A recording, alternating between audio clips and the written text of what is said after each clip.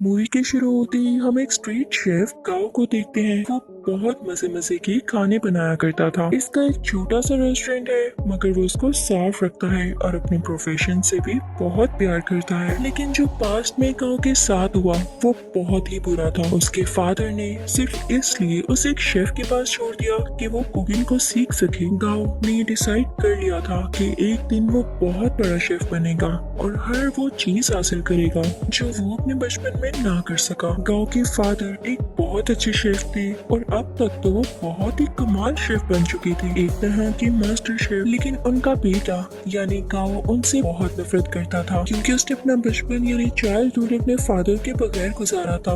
वो उन्हें मिस भी किया करता था, लेकिन इससे उसके फादर को कोई फर्क ही नहीं पड़ता था। दूसरी तरफ गांव के फादर यानी वही मास्टर शेफ भी इस बात से खुश थे कि दुनिया को नहीं पता कि इनका बेटा भी है, और ये बात गांव को और सैड करती थी। अब सीन बदलता है और हम एक और फेमस, हैंडसम और यंग शेफ को देखते हैं। वो बहुत ही रिच और रॉयल फैमिलीज के लिए खाना बनाया करता था। उसका नाम पोल होता है। पोल का ये ख्वाब था कि वो अपने फादर के लिए अपने कंट्री में एक रेस्टोरेंट बनाएगा, इसलिए वो अब्रूड को छोड़ते हुए और सब ऑफर्स को मना करते हुए अपनी कंट्री वापस आ जाता है। वहाँ जाकर वो एक फिश सेलर के पास जाता है और कहता है कि मुझे एक बड़ी सी मछली तो दिखाओ। तो फिश सेलर उसे मना कर देता है।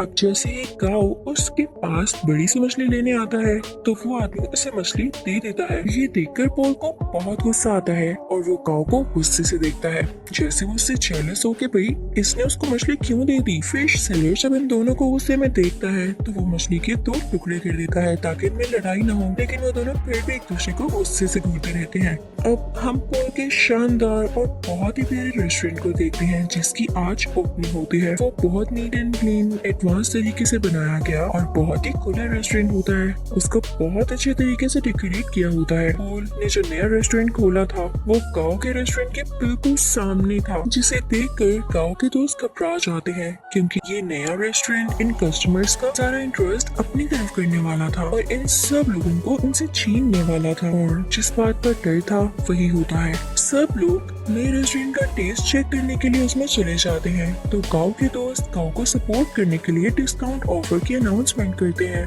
जो कस्टमर्स को वाकई में अट्रैक्ट करती है और वो फिर से गांव के रेस्टोरेंट की तरफ चल पड़ते हैं। इस बात से पोल के दोस्तों को बहुत गुस्सा आता है और वो इनसे आके गुस्से से बात करते हैं कि तुम लोगों के साथ मसला क्या है, हमारी सक्सेस तुम लोगों से देखी नहीं जा रही। एट द एंड दोनों पार्टीज में डिसाइड होता है कि क्यों ना एक कंपटीशन रखा जाए और देखा जाए कि किस शेफ के हाथ में ज्यादा टेस्ट है। अब दोनों को जबरदस्ती कंपटीशन में पार्ट लेने के लिए कहा जाता है। पहले तो वो मान नहीं रहे होते, लेकिन जब एक दूसरे को देखते हैं तो पहचान लेते हैं कि इन लोगों का सामना तो उस दिन फिश स्टॉल पर हुआ था, तो ये लोग कंपटीशन के लिए रेडी हो जाते हैं। अब टेबल लग जाता है और उस पर एक बड़ी सी फिश रखी जाती है जिसको इन दोनों ने काटना था। अब सबसे पहले पोल फिश को काटता है और उसके कांटे बहुत स्मूथली और तेजी के साथ निकालने लगता है और उसका ये तरीका सबको बहुत पसंद आता है। अब वो फिश फेंकता है गाँव की तरफ। गाँव भी फिश को बड़े अच्छे तरीके से काटता है और उसकी स्किन जब सबको दिखाता है तो उस पर जरा सा भी फ्लैश नहीं होता,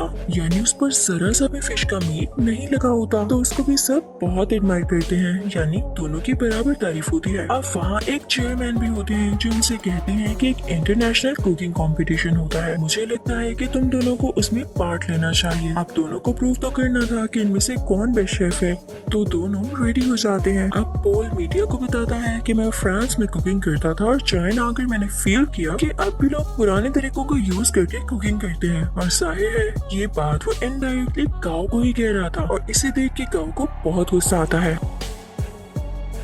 अब वहाँ सबको पता चलता है कि पहले इनका आपस में कंपटीशन होगा। अगर ये लोग उसे जीत जाते हैं तब ये लोग फाइनल तक पहुँच सकेंगे और साथ ही साथ बहुत ही बड़े मास्टर शेफ से मिलने का भी चांस मिलेगा। और ये मास्टर शेफ कोई और नहीं बल्कि गाँव के ही फादर थे। उधर गाँव के रेस्टोरेंट में पोल की दोस्त आते हैं और गाँव और उसकी दोस्त को रेस्टोरेंट आने का कहती है कि आज का खाना आप हमारी तरफ खाएं। अब वो दोनों यानी गाँव और उसकी दोस्त पोल के रेस्टोरेंट तो जाते हैं, लेकिन उनको खाना पोल नहीं बल्कि पोल की वही दोस्त सर्व करती है। देखने में वो खाना तो फ्राइड एग और एक प्लांट पोर्ट की तरह लग रहा था, लेकिन उसका टेस्ट एकदम अलग था। तो ये देख के काओ सोचता है कि वाकई पोल की कुकिंग बहुत एडवांस है। तो वो सीधा किचन में जाता है और उसको गुस्से से कहता है, पोल अपना खाना अच्छा दिखाकर क्या साबित करना चाहते हो कि तुम बहुत अच्छे कुक हो? तो पोल चुप रहता है और उससे मीट पकाने का कहता है कि चलो देखते हैं कौन ज्यादा अच्छा मीट पका सकता है। काओ चैलेंज एक्सेप्ट करता है। अब काओ बहुत ही अच्छे तरीके से वो मीट पकाता है, वो बहुत डिलीशियस लग रहा होता है। अब पोल उसे कहता है कि मैं तुम्हें सेम रेसिपी के साथ ये डिश बनाकर दिखाता हूँ। पोल शुरू करता है और सेम डिश बहुत ही कम टाइम में बना लेता है। जब काओ उसको स्मेल करता है तो उसे अपनी डिश में और इसकी डिश में कोई फर्क नहीं लग रहा होता। तो वो समझ जाता है कि वाकई इसके पकाने का तरीका बहुत एडवांस है। वो उदास हो जाता है, वहाँ से चला जाता है। अब काओ को कोई कहता है कि उसे उसके फादर बुला रहे हैं। काओ अपने फादर के पास जाता है और कहता है कि अब आपने मुझे क्यों बुलाया, जबकि आप ये बात मानते ही नहीं कि मैं आपका बेटा हूँ। तो मास्टर शेफ उसे कहते हैं, मैंने ऐसा इसलिए किया ताकि दुनिया ये ना कहे कि तुम मेरे बेटे हो, इसलिए तुम इंटरनेशनल कंपटीशन तक पहुँच सके, बल्कि मैं तो यही चाहता हूँ कि तुम खुद ये करो। तो काओ कहता है, डैड मुझे वैसे भी आपकी सपोर्ट की जरूरत नहीं, जब मुझे आपकी जरूरत थी तब आप मेरे पास नहीं थे।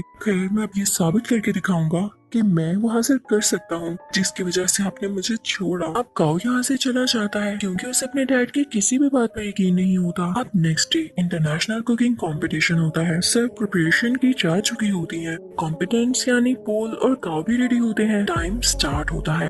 पोल की कोई स्वीट डिश होती है और काओ की चिकन डिश। दोनों बहुत मेहनत से अपनी डिशेस तैयार करते हैं। पोल तो टाइम से पहले ही अपनी डिश तैयार कर लेता है, लेकिन उसके बाद काओ की भी शानदार डिश रेडी हो जाती है। उसने भी टाइम पर अपना दिया गया टास्क पूरा कर लिया था। जजेस और ऑडियंस बहुत इम्प्रेस होते हैं और अब उनकी डिशेस को टेस्ट किया जाता है और दोनों के सेम पॉइंट्स आते हैं क्योंकि जज को उनके खाने में इतना ज्यादा डिफरेंस नहीं लग रहा था, यानी दोनों की डिशेस बहुत मजे की थी। तभी स्टेज पर एक जज आता है और इस कंफ्यूजन को क्लियर करने के लिए कहता है कि नो डाउट दोनों की डिशेस की टेस्ट बहुत अलग है, लेकिन मुझे टाइम मैनेजमेंट पॉल की ज्यादा पसंद आई, इसलिए ये कंपटीशन पॉल ने अपने नाम कर लिया है। पॉल यहाँ पर बहुत ज्यादा खुश हो जाता है। गाओ क्योंकि कंपटीशन हार चुका होता है तो वो बहुत ज्यादा उदास होने की वजह से अपने घर भी नहीं जाता और वीडियो गेम्स खेलने के लिए चल पड़ता है। वो कई दिन तक अपना टाइम यूं ही स्पेंड करता रहता है और एक दिन उसके पास वही शेफ आते हैं जिनके पास उसने अपना बचपन गुजारा और उसी के पास गाओ के डैड उसे छोड़ कर गए थे। वो उसे समझाते हैं कि गाओ देखो, हार जीत तो इंसान की जिंदगी का हिस्सा होती है ना।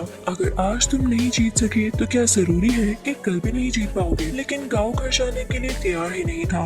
उसे बहुत समझाने के बाद कन्विंस कर लिया जाता है कि उसे घर जाना होगा और अगले कंपटीशन की तैयारी करनी होगी। अब पॉल बहुत ज्यादा खुश होने की वजह से अपने रेस्टोरेंट जाता है। वो बहुत एंजॉय करता है। उसके सामने उसके दोस्त बैठे होते हैं तो बातों बातों में उसके दोस्त उसे कहते हैं, पॉल तुम अपनी दोस्त को चांस क्यों नहीं देते हो? वो इतने टाइम से तुम्हारे साथ है, तुम उस पर ट्रस्ट तो करो, उसे अलाउ करो कि वो इंटरनेशनली तुम्हें रिप्रेजेंट कर सके, तुम्हारे रेस्टोरेंट का नाम ऊंचा कर सके। तो पॉल उसे कहते हैं, हाँ वो मेरी अच्छी दोस्त जरूर है, इस बात से मैंने मना नहीं किया, लेकिन यार उसे खाना तक पकाना नहीं आता, वो कैसे मेरे रेस्टोरेंट को इंटरनेशनली रिप्रेजेंट कर सकती है। तो उसका दोस्त और बातें करने लगता है और उसकी बातों से ये लग रहा होता है जैसे ये उसकी दोस्त के साथ ही मिला हुआ है और इनके दिल में लालच आ रही है। तभी वहाँ पर पॉल की वही दोस्त आती है और उसके सामने सूप की 2 कप्स रखते हुए कहती है, पॉल क्या तुम मुझे बता सकते हो कि इनमें से किस में सॉल्ट ज्यादा है? तो यहाँ पर पॉल खामोश हो जाता है क्योंकि उसमें टेस्ट करने की एबिलिटी ही नहीं होती। उसके टेस्ट बर्ड्स ऐसा कर ही नहीं सकते थे और ये नेचुरली था। तो इस बात की वजह से पॉल को बहुत दुख होता है कि उसकी अपनी दोस्त ने उसके बाकी दोस्तों के साथ मिलकर उसे चीट किया और धोखा दिया। तो अब उसकी दोस्त कहती है, क्या हुआ पॉल, तुम समझते थे कि मैं तुमसे प्यार करती हूँ?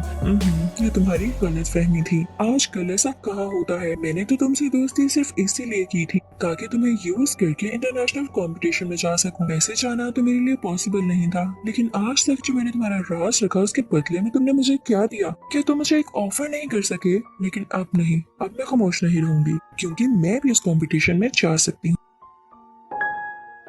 अब यहाँ पर एक और बड़ी बात रिवील होती है कि पॉल की दोस्त पॉल के ही दोस्त के साथ मिलकर पॉल को चीट कर रही थी क्योंकि वो दोनों अब रिलेशनशिप में थी और पॉल के अगेंस्ट ही एक साजिश यानी कॉन्स्पिरेसी चल रहे थे कि पॉल के रेस्टोरेंट को बेच देंगे और उनसे जो पैसे आएंगे उनसे अपनी लाइफ स्टार्ट करेंगे।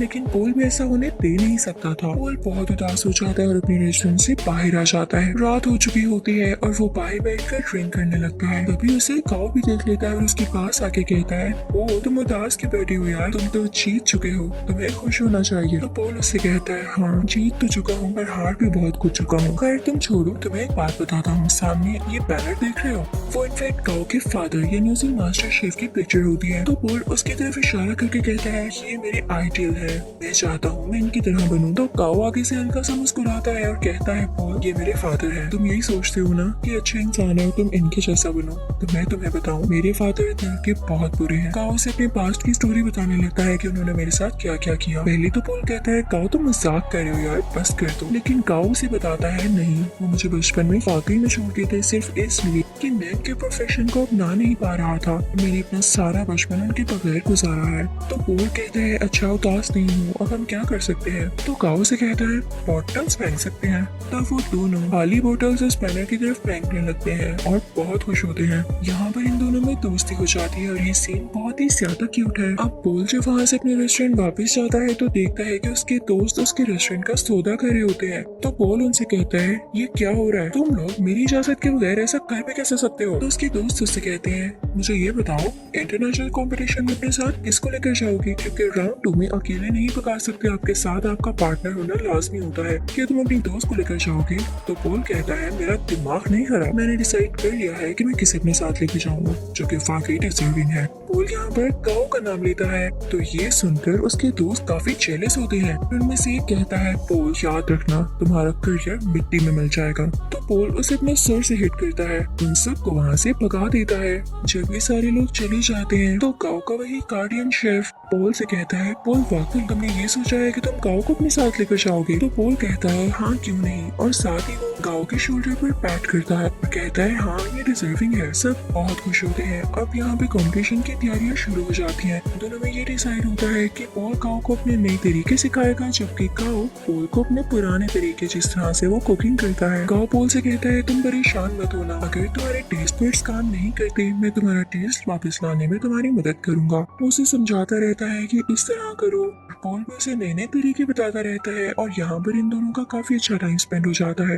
ये रोज खाना बनाने की प्रैक्टिस करते, साथ साथ डांस करते, सिंगिंग करते और बातें करते। और अब यहाँ इन दोनों की दोस्ती और भी गहरी हो चुकी थी। अब वो दिन भी आ जाता है जब इंटरनेशनल कंपटीशन का राउंड 2 होता है। ये दोनों अपनी डिश बहुत अच्छे तरीके से बनाने लगते हैं और कम ही टाइम में बहुत अच्छी स्वीट डिश तैयार कर लेते हैं जो कि जजेस को इतनी ज्यादा पसंद आती है कि वो कहते हैं हमने आज तक ऐसी डिश नहीं खाई। और ये राउंड ये दोनों विन कर लेते हैं और सही कहा जाता है कि यूनिटी इज स्ट्रेंथ। अब इसके बाद शुरू होना होता है थर्ड राउंड जो कि कुछ दिन बाद था और ये कंपटीशन इनका उसी मास्टर शेफ यानी काओ के फादर के साथ था। तो यहाँ पर पॉल काओ से कहता है मुझे लगता है कि तुम इस कंपटीशन को जीत सकते हो तो तुम चले जाना। तो काओ पॉल से कहता है तुम बहुत अच्छे शेफ हो, तुम्हें तो एडवांस तरीके में पता है, तुम मेरे से भी ज्यादा अच्छा कर सकते हो। तो पॉल कहते हैं नहीं ऐसी बात नहीं है, देखो मैंने अपने फादर का ड्रीम पूरा किया अपना रेस्टोरेंट बनाकर, तो तुम अपने फादर का ड्रीम पूरा करो ना। वो तुम्हें एक बहुत अच्छा शेफ देखना चाहते थे तो तुम उनके सामने जाकर कुकिंग करो और उन्हें प्रूव कर दो कि तुम बहुत अच्छे शेफ बन सकते हो।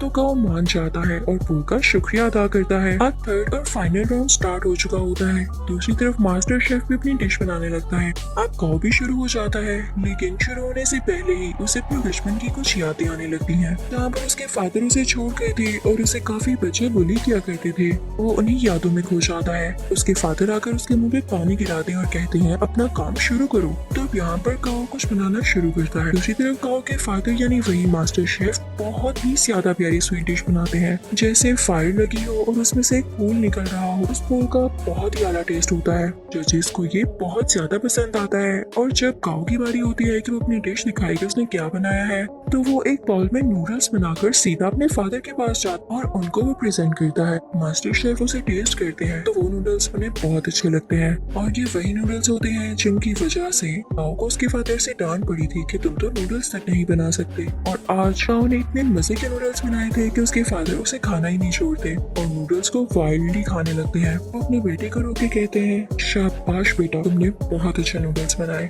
वो यहाँ पे काफी इमोशनल हो जाते हैं तो ऑडियंस को भी पता चल जाता है कि एक तो इनका सरनेम सेम है और इन लोगों का बिहेवियर देख के भी यही लग रहा है कि ये बेटा और बाप है। यहाँ पर काओ का ख्वाब भी पूरा हो चुका था और उनके फादर का भी। अब उधर हम रेस्टोरेंट में देखते हैं कि ओल और काव अब साथ काम करते हैं और उनकी ऑडियंस पहले से कई ज्यादा है, यानी उनके पास और भी ज्यादा कस्टमर्स आते हैं। लोग उनका खाना बहुत ज्यादा पसंद करते हैं और इनके रेस्टोरेंट में अब रौनक ही रौनक हो जाती है। इसी के साथ ही मूवी यहीं पर एंड होती है।